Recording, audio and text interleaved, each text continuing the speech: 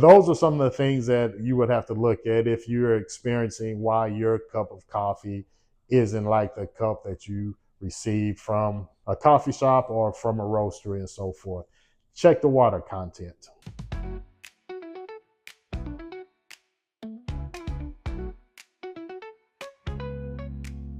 Welcome back to Charles Ray's Coffee and Roasters, home edition or kitchen edition. Like I said, we're in my wife's kitchen and we're getting ready to start talking about brewing coffee. We've talked about several other things so far. We're always talking, and every now and again she'll say, Kevin, you need to drink more water.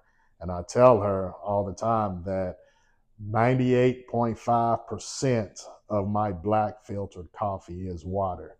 And I love black coffee. More than 90% of my espresso that I drink, just 2 shots of espresso, nothing in it and so forth, is around 90% of water.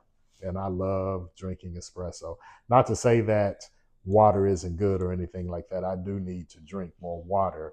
But the reasons why I tell you that is because one of the key ingredients is in brewing coffee is water. So have you ever went to a roastery or a coffee shop and they brewed a great cup of coffee and it was very memorable to you, so much so that you grabbed that bag of coffee beans and you took them home and you brewed it the same way the coffee shop brewed it or the same way the roaster brewed it. But then it wasn't the same cup compared to what was at that coffee shop. All things considered, the same brewing methods, V60, Chemex, whatever it is, it just wasn't the same cup and it wasn't very enjoyable. So when it comes to water, there are 2 roles that the water actually plays. One, it is an ingredient, and the other one, it acts as a solvent, being able to take away or add to the flavors that are actually in the cup. And so when you think about that, and when you think about your water content, you have to think, what is that water like? And there are, in different area codes or in different cities, they have different amounts of minerals in the water. And so you would have possibly at your home hard water, or you would have soft water. And if it's hard water, it is very heavy in minerals. And these 2 minerals are magnesium and calcium. And it's substantially heavy. And you can tell if it's hard water by looking at your kettle. And if there's lime scale buildup, then you have hard water in your home. Soft water is not as much of those magnesium and calcium minerals and so forth. And it's pretty balanced with the alkalinity also.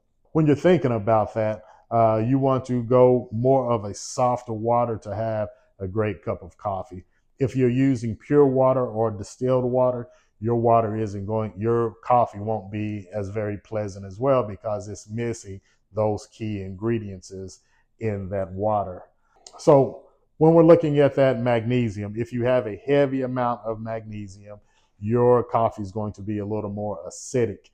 If you have a high calcium ingredient in your water, then your coffee is going to be more dull, flat, and also a little bitter. A good way to look at that is just to test your water. You can test it by going online and looking at the water content in your city with the tap water.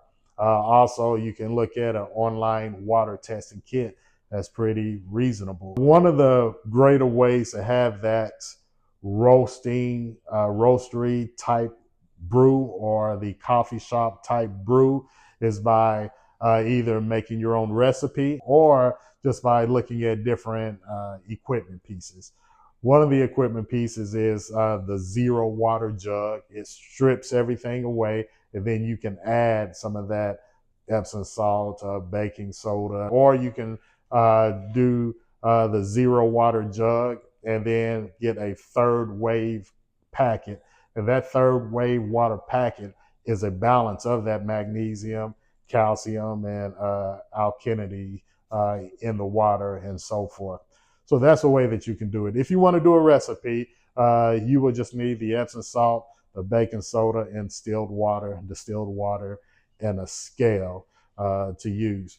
But those are some of the things that you would have to look at if you're experiencing why your cup of coffee isn't like the cup that you received from a coffee shop or from a roastery and so forth.